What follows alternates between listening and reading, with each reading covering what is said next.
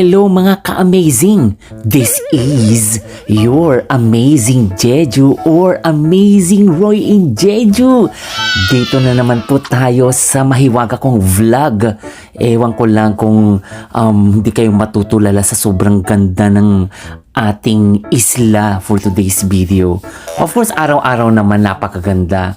Yun nga lang kung minsan may mga bagyo, snow here, snow there,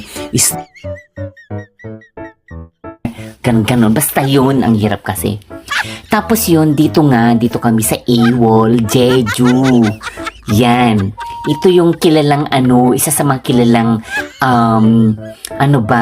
lugar na kung saan pwede kang mag-drive